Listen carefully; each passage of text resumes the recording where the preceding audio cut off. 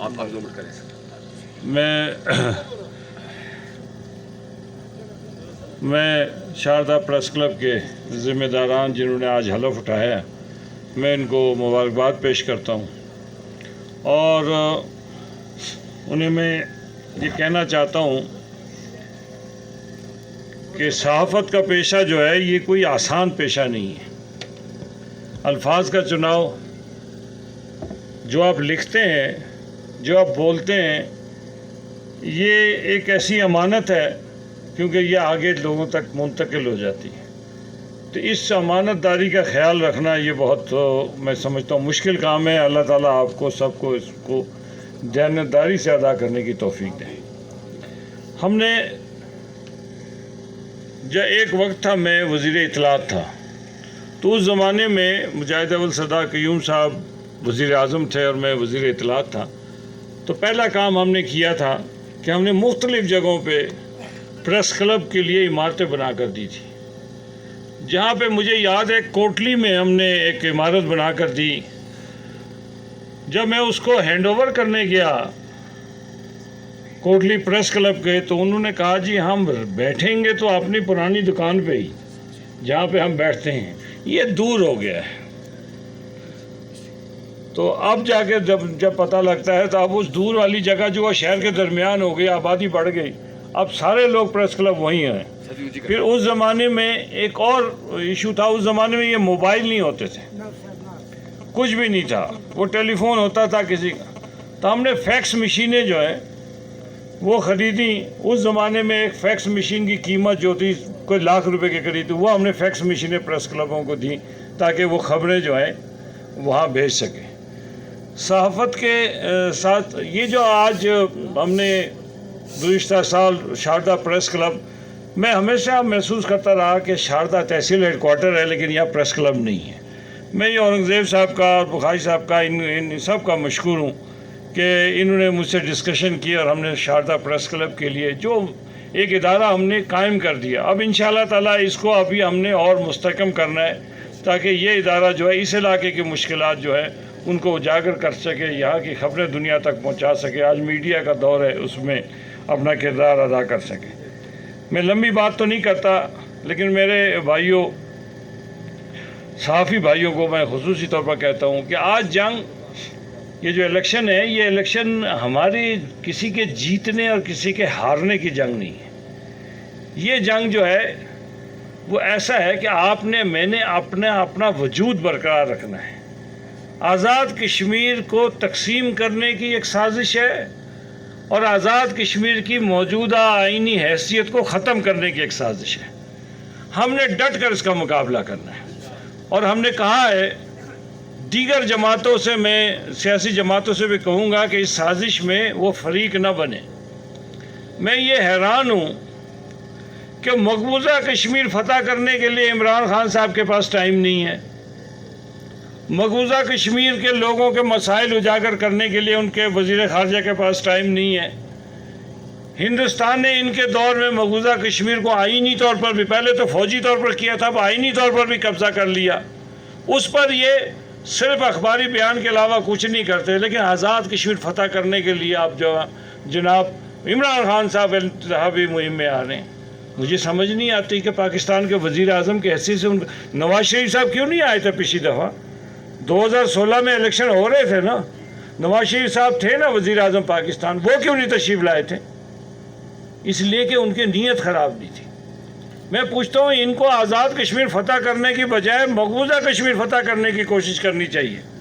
اور ہم ایک بات واضح کرنا چاہتے ہیں، آپ کے پریس کے ذریعے میں کرنا چاہتا ہوں، ہم آزاد کشمیر کو جو تقسیم کرنے کا منصوبہ آپ نے بنایا ہوا ہے کہ مظفر آباد، نیلم، مظفر آباد اور ہٹیا کو صوبہ اپنا ہزارہ بنا کر اس کے ساتھ جوڑ دیا جائے، اور ضلع باغ، راولہ کوٹ اور پلندری کو راولپنڈی ڈویژن کے ساتھ جوڑ دیا جائے، اور تیسرا جو ہے کوٹلی، میرپور، بھمبر کو جیلم اور گجرات کے ساتھ جوڑ دیا جائے، ہم کسی صورت یہ نہیں مانیں گے. ہم کسی صورت آزاد کشمیر کی موجودہ حیثیت کو ختم کرنے کی پی ٹی آئی کی کسی سازش کو نہیں مانیں گے. دوسری بات میں کہنا چاہتا ہوں کہ صوبہ بنانے کی بھی بات کرتے ہیں. میں پوچھتا ہوں کہ صوبہ ہماری تو منزل ہی پاکستان ہے نا. ہم کیا کہتے ہیں کشمیر بنے گا پاکستان. آج جو کشمیر میں شہید ہوئے وہ کس لیے شہید ہوئے؟ وہ اس لیے کہ ان کا نعرہ تھا کہ پاکستان سے رشتہ کیا لا الہ الا اللہ محمد رسول اللہ. تو آج آپ ہمیں ٹکڑوں میں کیوں پاکستان کے ساتھ ملانا چاہتے ہیں؟ ہم تو پر پاکستانی ہیں اس لیے کہ ہمارے آباء و اجداد نے پاکستان کے لیے اور قائد اعظم کا ساتھ دے کر قربانیاں دے کر پاکستانی بننے کی جدوجہد کی. تو آپ آج عمران خان صاحب کو کیا یہ اتنی مجبوری پڑ گئی ہے کہ آزاد کشمیر کو صوبہ بنانا چاہتے ہیں؟ کیوں؟ ہم تو کہتے ہیں صوبہ بننے کو بھی تیار ہیں. آئیے مقبوضہ کشمیر آزاد کر دو, ہم سب مل کر پاکستان کے ساتھ شامل ہو جائیں گے. اس لیے قبلہ کعبہ کے بعد, مکہ مدینے کے بعد ہمارے لیے متبرک جگہ پاکستان ہے. لیکن ایسا نہیں ہو سکتا کہ آپ میری شناخت چھین لیں اور اس کے بعد کہیں کہ نہیں, ایسے قومیں نہیں بنتی. میں صرف آزاد کشمیر کے عوام سے کہنا چاہتا ہوں, ہم نے تعمیر و ترقی بہت کر لی, یہ سلسلہ اب روک نہیں سکے گا. ہم نے عوام کو اداروں تک ایکسس دے دی, آسانی سے وہ لوگوں تک پہنچ گئے. ہم نے بجلی فراہم کر دی, ہم نے پانی فراہم کر دی, ہم نے رشوت کے بغیر نوکریاں بھی دے دی, NTS بھی دے دیا, پبلک سروس کمیشن بھی کر دیا. لیکن یہ ساری چیزیں تب رہیں گی نا جب آپ کا میرا وجود رہے گا. لیکن آپ کا میرا وجود ہی ختم کر دیں.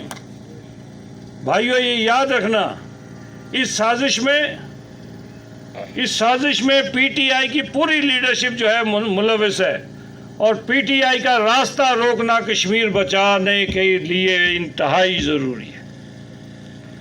PTI کا راستہ اگر آپ نے نہ روکا, آج تو آ کے کہتے ہیں نا, ایک صاحب ہیں جو کسی گاؤں میں جاتے ہیں تو ایک برادری کے پاس کہتے ہیں سٹام لے آؤ جی, میں لکھ کے دیتا ہوں آپ کو 5 نوکریاں دوں گا, 5 نوکریاں دوں گا. دستخط خود نہیں کرتے, ساتھ والے کسی کو کہتے تو دستخط کر دے تاکہ کل جس ویلے مار پوے تو اس روپے. تو نوکری کدھر سے دو گے بھائی؟ تم نے تو PTI والوں نے پاکستان میں جو صورتحال آپ نے ڈیولپ کر دی ہے, آپ نے فائنانس بل میں یہ طے کر دیا کہ آئندہ سرکاری ملازمین کو ریٹائرمنٹ کے بعد پینشن نہیں ملے گی. ہمیں بیوقوف بنانا چاہتے ہو؟ ہم نے 16 تاریخ کو بجٹ دینا تھا, ہم نے نہیں دیا. ہم نے 29 تاریخ کو بجٹ دیا, اس لیے کہ ہم نے کہا کہ نہیں, آزاد کشمیر میں جو سرکاری ملازم ہوگا وہ پینشن بھی لے گا ریٹائرمنٹ کے بعد, اس کے بغیر ہم نہیں چلتے. تو اس بات کا فیصلہ کرنا ہے. باقی یہاں پہ میں صحافیوں سے گزارش کروں, تحریک آزادی کشمیر جو ہے, پاکستان کا مفاد اس میں ہے کہ آزاد کشمیر کا وجود برقرار رہے. آپ نے اقوام متحدہ میں لکھ کے دیا ہوا ہے, اقوام متحدہ کی قراردادیں پڑھ لیں. اگر آپ نے اس میں گڑبڑ کرنے کی کوشش کی تو پھر ہم سیسا پلائی ہوئی دیوار کی طرح آپ کے سامنے کھڑے ہوں گے, اور ہم آپ کو PTI کے مضمون جو مقاصد ہیں اس کو کبھی پورا نہیں کرنے دیں گے. مجھے بتائیں, بیرسٹر سلطان محمود نے کبھی کہا کہ ہم صوبہ نہیں بننے دیں گے؟ کبھی اس کے خلاف بیان دیا؟ PTI کا صدر ہے نا. آج کل وہ ATM مشین ہے, تنویر الیاس PTI کا, وہ ATM مشین پتہ نا, وہ مشین میں کارڈ ڈالو تو پیسے نکلتے ہیں. تو پہلے وہاں جہانگیر ترین وغیرہ تھا, آج کل تنویر الیاس لگا ہوا ہے یہاں. اس نے بیان دیا کہ آزاد کشمیر کو صوبہ بنانے کی ہم حمایت کرتے ہیں. یہ تو عمران خان کو اس کی وضاحت کرنی چاہیے. ابھی اس کو دورہ سنا کر رہا ہے, باغ میں کر رہا ہے, مظفر آباد اور شاید میرپور میں. تمہیں کچھ نہیں ملے گا عمران خان یہاں سے. یہاں کے لوگ باشعور ہیں, باغیرت ہیں. تم ہمارا سودا کرنا چاہتے ہو. تم نے 1 کروڑ نوکریوں کا کہا پاکستان میں, تم نے بے روزگاری پھیلائی. جو چینی 55 روپے کلو ملتی تھی تم نے 120 روپے تک لے گئے. جو گھی کا ڈبہ 500 روپے کا 5 کلو کا ملتا تھا آج 1550 1600 روپے کا ملتا ہے. تم ہمیں بیوقوف بنانا چاہتے ہو؟ ہر چیز میں اس نے پاکستان کے لوگوں کو مایوس کیا ہے. اب آزاد کشمیر کے لوگوں کو تم بیوقوف بنانے کی کوشش نہیں کر سکتے. तुम्हें ये लोग नाकाम करेंगे। और जो लोग यहाँ पीटीआई की तरफ देख रहे हैं, मैं उनसे कहता हूँ फिक्र न करो, जो लोटा बन रहे हैं, साल 1.5 साल की बात है। 1.5 साल के बाद ये आप ढूंढेंगे कि वो किस नक्के पे पीटीआई वाला है, वो कौन है, कहाँ पे है, किस समंदर में गर्क हो गया, इनका क्या है। ये लोटों का मजमुआ है पीटीआई। जिस दिन हुकूमत गई उस दिन मेरे भाइयों याद रखना, ना शाह महमूद कुरैशी उधर होगा, ना जहांगीर तरीन उधर होगा, न सरवर खान उधर होगा, न खुसरो बख्तियार उधर होगा। उस वक्त ये ढूंढते फिरेंगे, वो अगली सवारी के लिए अगली तरफ चले जाएंगे। तो वो अगली सवारी ढूंढ रहे हैं, इसलिए फिक्र न करो। पीटीआई वालों को मैं कहना चाहता हूँ, अपने आप को जो लोटा बनने की कोशिश करते हैं, ख़राब ना हो। दूसरी बात, मैं आखिरी बात कहना चाहता हूँ कि हम एक मुस्बत सहाफ़त के कायल हैं। मुस्बत सहाफ़त तभी हो सकती है जब आपके इदारे मुस्तहकम हो। इंशाअल्लाह ताला इस प्रेस क्लब को हमने बनाया, हमने इस प्रेस क्लब के लिए वज़ीर आज़म ने आपके साथ ताउन भी किया, मैंने उसमें ताउन कराया, और इंशाअल्लाह ताला ये ताउन का सिलसिला हमारा जारी और सारी रहेगा। एक बार फिर मैं तमाम साथियों को जो इन्होंने आज हलफ उठाने को मुबारकबाद पेश करता हूँ। बहुत बहुत शुक्रिया।